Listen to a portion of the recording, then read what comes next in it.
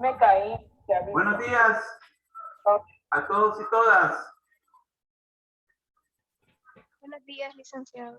¿Cómo están? Buenos días. Bueno, vamos a continuar con la clase.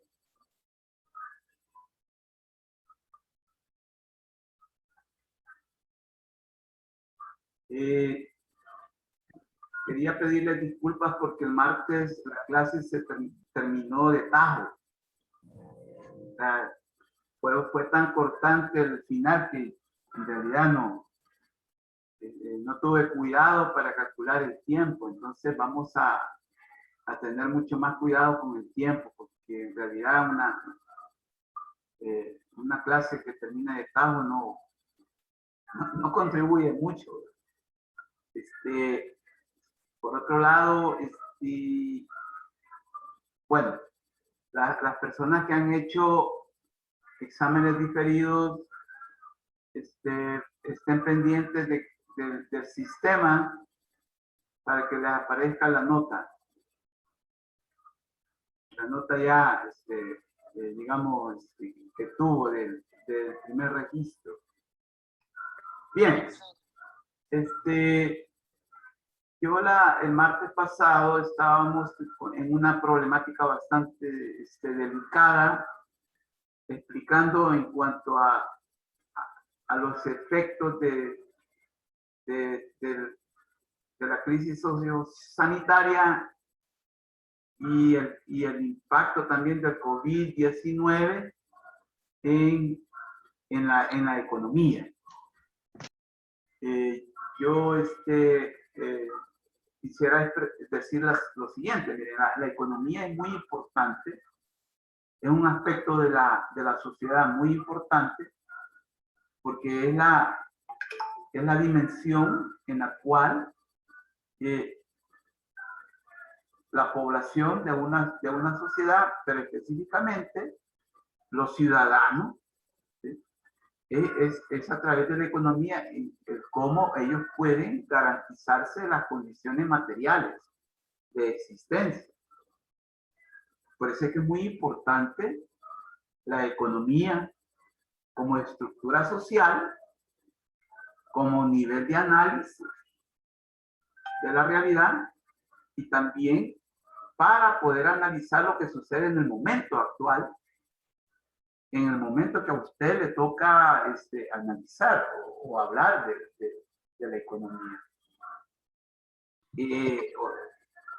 Otro aspecto es que la economía es lo que realmente da cuenta de cómo está una sociedad.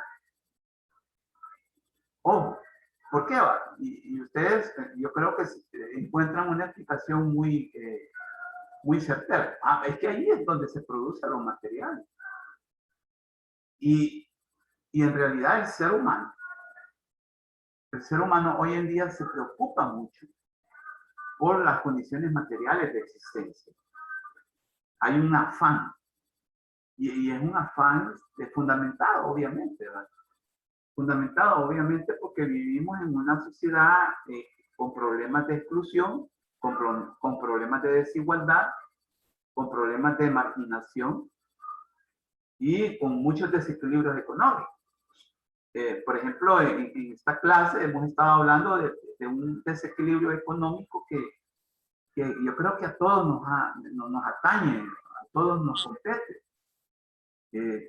Por ejemplo, ese desequilibrio económico que estuvimos hablando el martes, que es muy complicado, es muy delicado, diría yo, de cada 10 salvadoreños, 7 trabajan o se las arreglan en el sector informal de la economía. No sé, en realidad, no sé si ustedes, a nivel como familia o como personas económicamente activas, se encuentran en una situación de esa. Entonces es necesario pues, hablar también desde el sector informal de la economía, cómo se mueven las cosas. cómo se relacionan las personas. Porque el sector formal, bueno, como que es solo 3 personas, solo 3 salvadoreños o salvadoreñas están articulados al sector informal, al sector formal. Eso gracias a lo que es el análisis demográfico, que nosotros podemos decir bien galán, ¿verdad? De cada 10 salvadoreños, 7 están en el sector informal y solo 3 en el sector formal. Parecería que es muy fácil decirlo, porque yo ahorita lo estoy resolviendo diciéndolo. Pero es necesario, pues, detenernos y explicar el cómo esa relación desigual, esa relación desequilibrada, nos está como incluso salpicando, porque, mire, si algo en la sociedad salpica es lo económico. El verbo salpicar, ustedes ya lo entienden. Entonces, lo económico salpica para bien o para mal. Si no, veamos lo de esta semana, ¿verdad? Mauricio Campos, ¿qué es lo que ha sucedido esta semana en términos económicos? Si nos puede ilustrar. Gabriela, ¿qué es lo que ha sucedido esta semana en términos económicos? La implementación del Bitcoin y cómo esto ha afectado a la economía, ya que no recuerdo la cantidad exacta, pero se perdió una cantidad bastante grande, considerable, debido a esta nueva moneda. Muchas gracias, Gabriela. Miren, Gabriela acaba de decir ya el problema. Mire, y Gabriela hizo una declaración que a todo el mundo en este país le ha salpicado. Ese verbo salpicar, yo no sé si ustedes lo logran procesar, ¿verdad? Si cuando algo que salpica, algo que, vaya, lo que muchas veces decimos nosotros como chispear, ¿verdad? ¿Sí?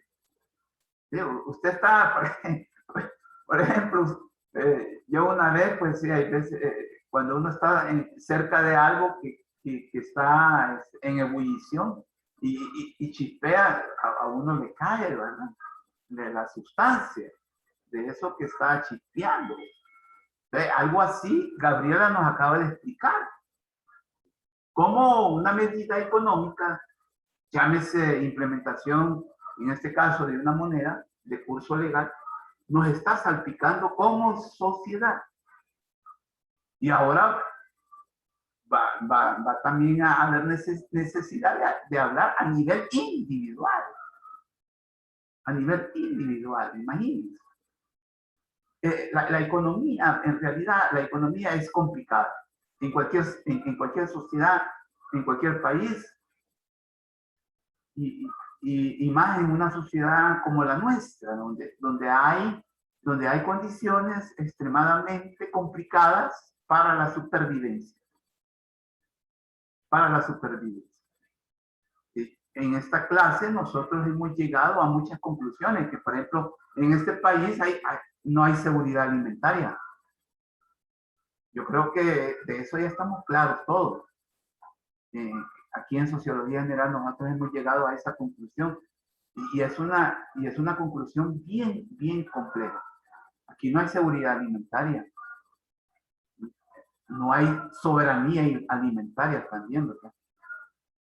Son términos que la sociología le brinda a ustedes, a la nutrición y a ustedes como nutricionistas, para que empiecen a hablar, pues sí, en verdad, de cómo sería una propuesta alimentaria para una sociedad como la nuestra. Y con problemas. Para el caso, yo hace unos días, yo creo que hace como 2 días, estuve leyendo una noticia. Que a nivel del sistema 2, o sea, el segundo y el tercer nivel de salud, los médicos los médicos y las médicas deben de tener la capacidad también de identificar la nutrición clínica. ¿Sí? La nutrición clínica de los pacientes a los que atienden. Entonces, ellos tienen que tener la ayuda de los nutricionistas, como ustedes, ¿sí? Para poder identificar cómo está la nutrición clínica de los pacientes. Y yo creo que el término nutrición clínica ustedes lo manejan. Si aún por el nivel de la carrera, ¿verdad? Esto, si no lo manejan, pues lo van a manejar. Se llama nutrición clínica, que es aquella en la cual los pacientes que llegan al segundo y tercer nivel de salud, ¿sí? Presentan, es la nutrición que presentan. Y de acuerdo a esa nutrición clínica, los procedimientos están determinados. Por ejemplo, un paciente que se va a operar, se va a someter a una operación, debe tener, hombre, mínimo no debe tener desnutrición, ¿verdad? No debe tener problemas de nutrición. Yo quisiera, si alguien de ustedes nos puede ilustrar en lo que es la nutrición clínica, sería bueno, pero yo les estoy manifestando este aspecto. Entonces, vean, hay muchos aspectos que nosotros podríamos desglosar de la economía, imagínense, de la economía. Entonces, por eso es que el ánimo de la clase es de hablar, pues, en términos bastante claros de cómo se mueve la economía del país, lo que es la macroeconomía y cuál es la microeconomía. Claro, ustedes no son estudiantes de economía, pero la economía tiene mucho que hablarles a ustedes, al menos a nivel genérico. Y eso, el ánimo de esta clase es también darle esa capacidad de que usted maneje la economía, por lo menos a nivel genérico. Así que, de nuevo, pues, vamos a adentrarnos en lo que es el aspecto económico, porque es muy importante, ya lo dijimos. Explica las condiciones materiales, explica la satisfacción de las necesidades más apremiantes. Resulta que nosotros tenemos necesidades apremiantes. Por ejemplo, comer, ¿no? Comer. Y entonces es terrible cuando la vez pasada que yo les decía aquí que en El Salvador muchas familias solo comen un tiempo de comida. Y eso no es porque estén a dieta o que hayan ido donde ustedes y ustedes les hayan dado, pues sí, un plan, ¿verdad? De alimentación. Pues no, sencillamente solo comen un tiempo porque se levantan a las 3:30 de la mañana a la rebusca.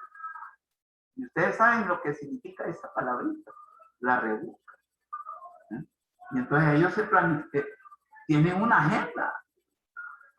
agenda de vida. Entonces, no, dice, nosotros procuramos trabajar todo el día y hasta allá por las 5 de la tarde empezamos como a ver lo que hemos ganado y ver cómo comemos y cómo nos hacemos de alimento.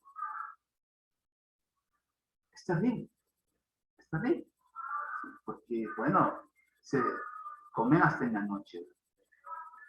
Y se supone que, al menos culturalmente, son 3 comidas, 3 tiempos de comida, las que, al menos el ser humano, culturalmente hablando, debe de comer.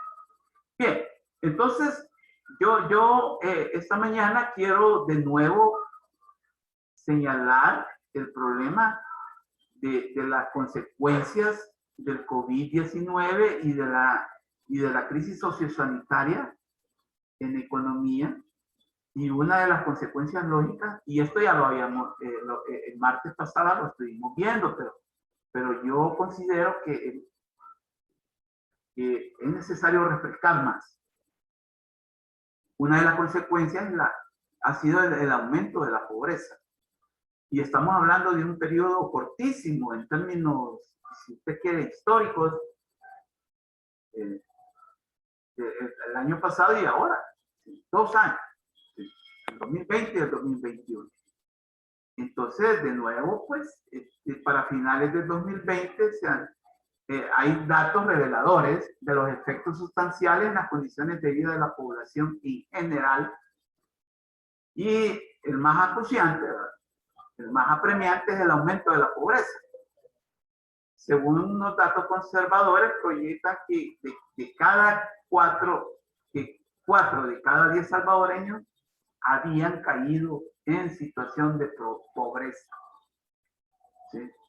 Un crecimiento del 6.5% con respecto al año 2019. Entonces yo la vez pasada, el martes, les hablaba de que siempre en los análisis económicos, cuando se toma como referencia un año, este año siempre se compara con el año anterior para ver cómo cambian los índices.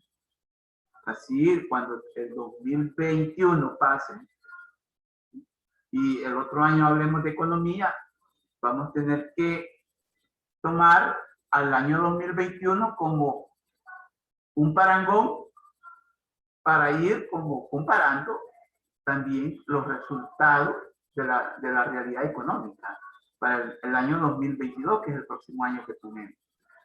Entonces, con respecto al año 2019, donde se estimaba que 3 de cada 10 estaban en condición de pobreza. Otro dato aunado al anterior es el de la CEPAL, que es la Comisión Económica para la América Latina, al manifestar que en Centroamérica, El Salvador es el país en donde se experimentará el mayor crecimiento de la pobreza a consecuencia de la pandemia del coronavirus. Esto lo decía la CEPAL. Pero también, por su parte, el Banco Mundial estimó que hubo un crecimiento de la pobreza, ¿sí? Como nunca antes registrado en los últimos 20 años en El Salvador. Entonces, de nuevo, recalco que vamos a la cabeza en problemas de pobreza. Vamos a la cabeza.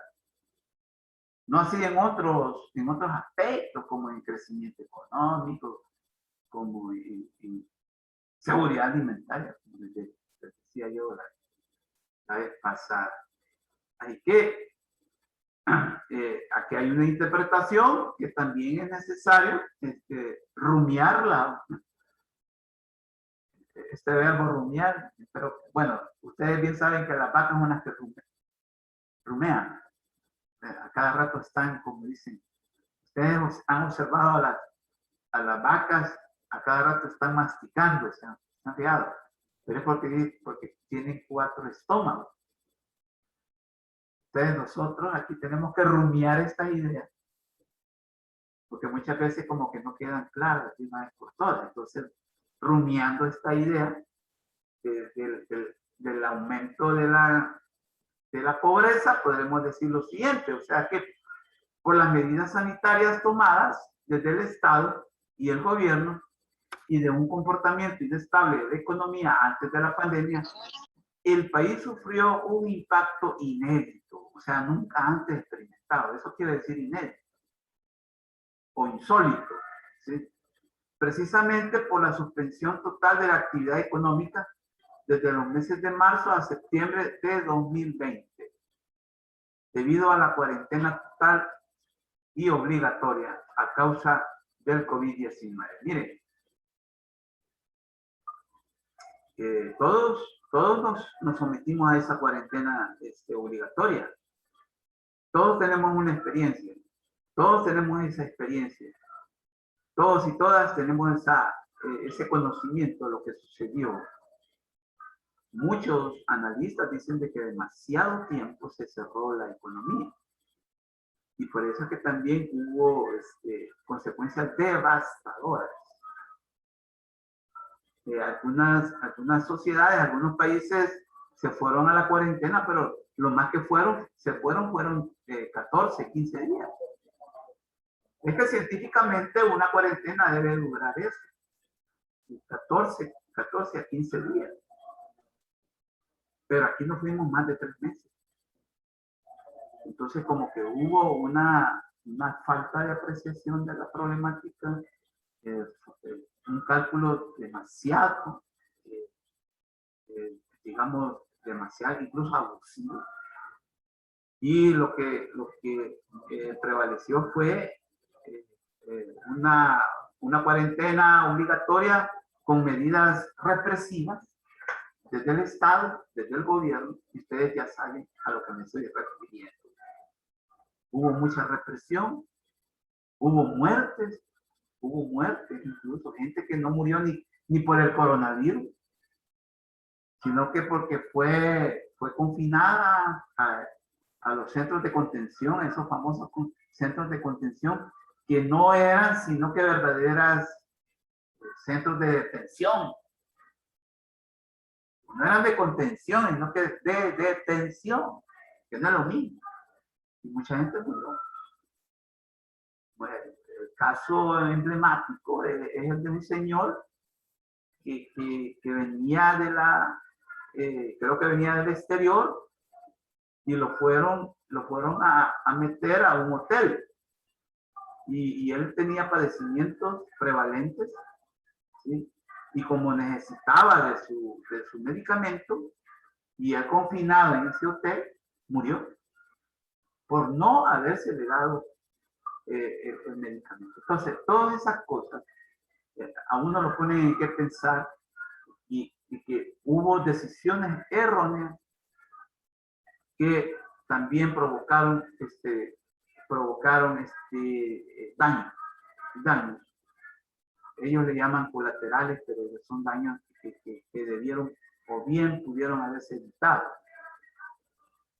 La otra idea es que es necesario hacer hincapié que el propósito del presente análisis no es dar recetas de solución y de enfatizar en las proyecciones hechas para la economía en el 2021. O sea, yo les decía el martes de que hay proyecciones, como coloquialmente decimos, hacemos producto de hacer cuentas felices, de hacer cuentas, de pensar en alto. Uno hay veces anda pensando, hace cuentas felices, se ha fijado. Más cuando uno va a tener algún beneficio, uno hace cuentas alegres. Sí. Uno hace cuentas alegres, piensa en alto. Y eso es lo que algunas veces le sucede a los gobiernos como los que tenemos, ¿verdad? Gobiernos que están a la espera de cualquier cosa para poder aprovecharse. Algunos análisis oficiales proyectan un crecimiento del 4 al 5%. Yo les hablaba el martes pasado de que la economía bajó a un menos 7.9%. Eso había sucedido antes, pero hace 40 años, en la década de los 80 con la guerra. Entonces, a los 40 años vuelve a suceder, pero por la pandemia. Y entonces, eso tuvo un efecto drástico en la economía, a tal grado que no logramos recuperar los empleos que se perdieron, porque realmente se perdieron 80,000 empleos, al menos en el sector formal. No se tienen, al menos yo no tengo los datos del sector informal, los ha de haber. Lo que sí es necesario preguntarlo es la siguiente situación: ¿qué pasó y qué pasará con quienes no tienen un trabajo formal? O sea, que lo perdieron y se quedaron sin trabajo formal, ¿no?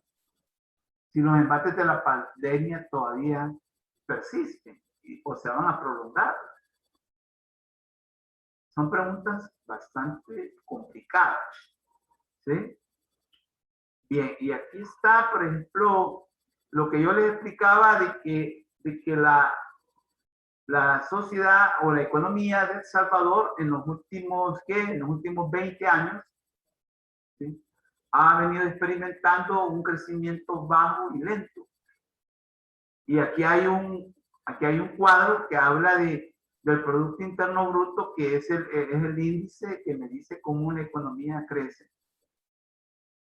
Si bien es cierto, no son 20 años, pero sí son 4 años hasta el 2020, pero que es una muestra significativa. Entonces, por ejemplo, en el 2016 la economía de El Salvador creció un 2.5, 2017 2.3, 2018 2.4, 2019 2.6, y el 20 que no hubo ni crecimiento, sino que un decrecimiento de menos 7.9.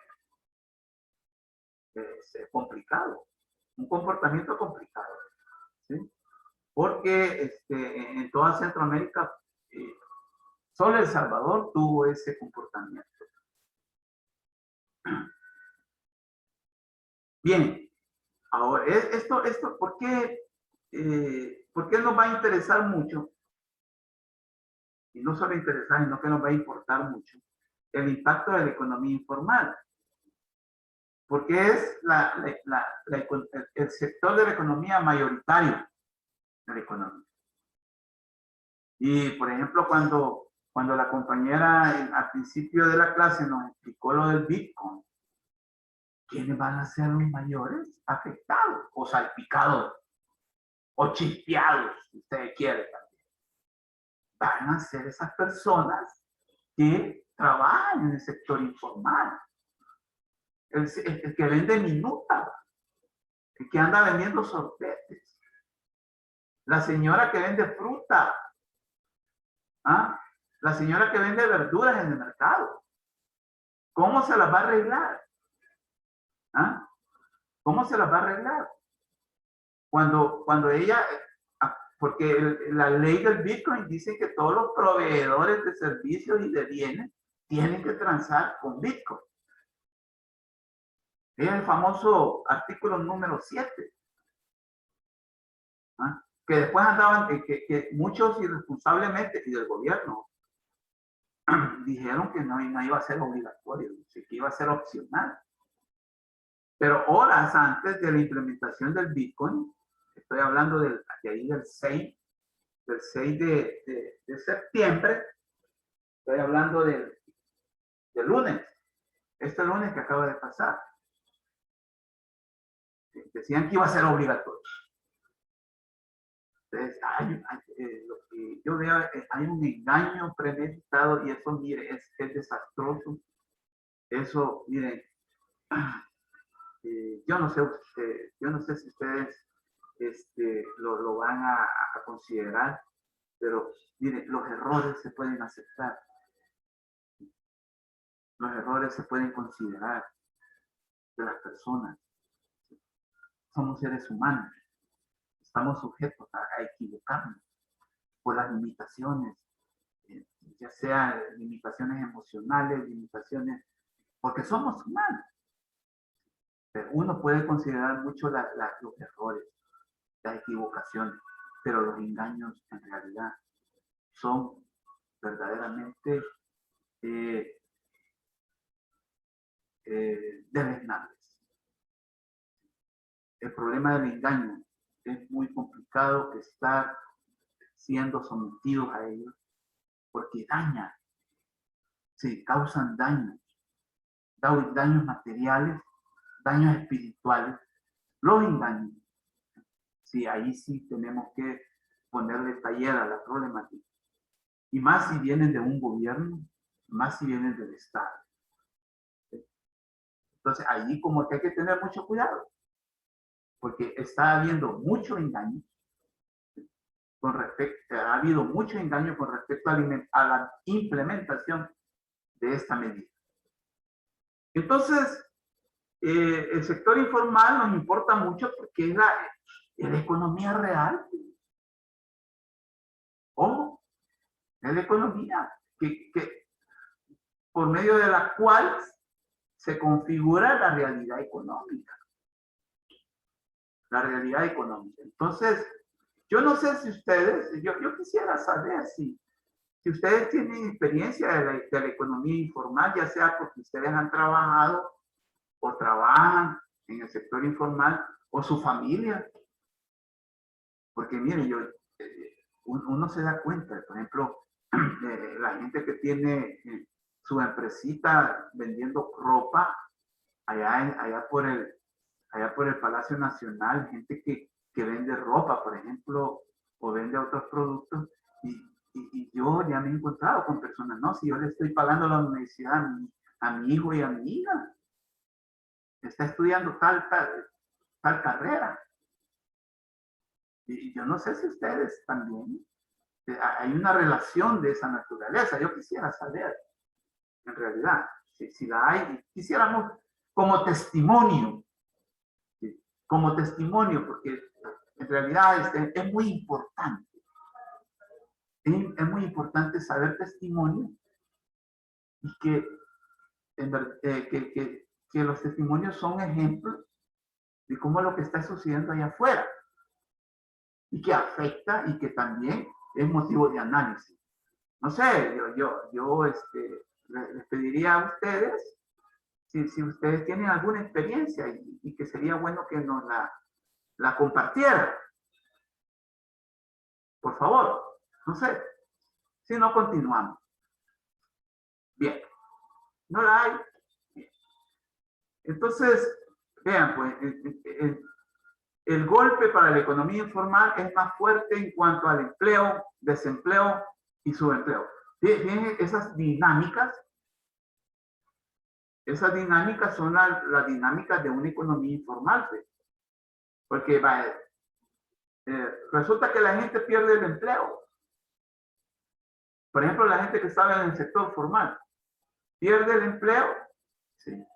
Y cae inmediatamente en el desempleo.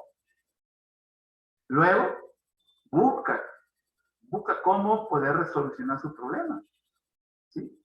Y cae, o bien puede caer en una situación de subempleo. Y es en el mejor de los casos lo que sucede con la gente que se incorpora al sector informal de la economía. Es subempleo, por ejemplo, no trabaja acabar las 8 horas o incluso puede trabajar más de 8 horas. Porque, por ejemplo, yo he platicado con muchas personas que trabajan en el sector informal y me dicen, no, me digo, si yo mínimo trabajo 12 horas, si no más. 12 horas, entonces es más de la jornada, de 8 horas, obviamente. Ah, no, pero fíjense que yo apenas estoy trabajando 4 horas. O sea, ya baja, no es 4 horas, es a medio tiempo, si podemos decir. Entonces, eso está íntimamente ligado con la oportunidad de empleo que uno puede entender, pero y con el ingreso. Ahora bien, si algo hay que decirlo, porque es necesario decirlo, muchas veces la economía informal como que maneja un capital bastante alto. Sí, la gente en la informalidad, como no hay control, resulta que hay el flujo de capital es alto. Pero eso no quiere decir que toda la gente que trabaja en el sector informal están bien, sus condiciones de materiales son buenas. Eso no es cierto. Porque yo les puedo decir, bueno, el flujo de capital, pues, pero acordémonos que las empresas informales tienen dueños. ¿Sí? Tienen dueños. Entonces tenemos que ver cómo es la relación empresario-trabajador informal, que también sería bueno también hablar de ello, pero en otra oportunidad. Entonces, hablando de en esto nos quedamos el martes. Entonces, bien, fíjense que yo les hablaba de que la economía, como algo muy importante en la vida de los seres humanos, fíjense que hay un dilema, hay como una discusión que entre el origen de la civilización humana. Hay todavía una discusión muy enconada en que cuál fue el hecho que identificó a los seres humanos como seres altamente organizados y con necesidades pensadas. Y por ejemplo, y esto en sociología nosotros nos hemos encontrado con esa discusión. ¿Cuál es el hecho que en verdad explica el desarrollo de la humanidad? Y, por ejemplo, existe el paradigma que dice que es el hecho económico. O sea, el hecho económico es el que en verdad explica el desarrollo, ¿sí?, inusitado de la humanidad como civilización. Pero hay otro paradigma que no, aquí dice, no, es el hecho religioso. Que los seres humanos lo primero que hicieron fue adorar una divinidad. ¿Sí? Un Dios, un ser divino. Entonces, le achacan más a un hecho espiritual que a un hecho económico, material. Pero ese, como digo, esta es una discusión. Es una discusión. Lo que sí podemos decir en esta clase es que la economía, ¿sí?, la economía como un nivel muy importante en la vida de los seres humanos, tiene efectos que no necesariamente son materiales. Claro, están los materiales, pero tiene efectos también a nivel psicológico y a nivel también espiritual, ¿sí? Acuérdense que somos seres espirituales también. Entonces, parece que nos importa mucho hablar de los efectos psicosociales, económicos, pues sí. Psicosociales, económicos, bueno, ¿y eso cómo es? Sí, son psicosociales porque vienen de lo económico, pero con consecuencias a nivel psicosocial. Entonces, tomando en cuenta el contexto histórico-social del problema sociosanitario desde principios del marzo de 2020 hasta el momento actual, bueno, estábamos en abril cuando hoy podemos también trasladarlo al mes de septiembre, podemos señalar o identificar los siguientes aspectos, porque no ha cambiado nada. La OIT habla de unas estimaciones en las condiciones de vida de la gente, ¿sí? Entonces, por ejemplo, dice la OIT, la Organización Internacional del Trabajo, en una situación sin fuentes de ingreso alternativos, la pérdida de ingresos laborales traería consigo un incremento de la tasa de pobreza relativa de 56 puntos porcentuales en países como el nuestro. Eso es alto, 56 puntos. La otra situación señalada anteriormente es adversa, y dado que las personas que trabajan en el sector informal necesitan trabajo. Ese es el criterio fundamental. Inexorablemente, o sea, una situación inexorable es de que si usted no la realiza, pierde. Si no realiza algo, si no una actividad económica, usted va a tener problemas serios. Entonces, eso lleva pues a que la gente tenga viva en una fatalidad constante. Bueno, el periodo se nos ha acabado prácticamente. Vamos a volver a las 10 para entrarle de lleno a esta situación que estamos viendo. ¿De acuerdo? Listo, gracias. Bueno, Gracias. nos vemos a las 10. Nos vemos a las 10.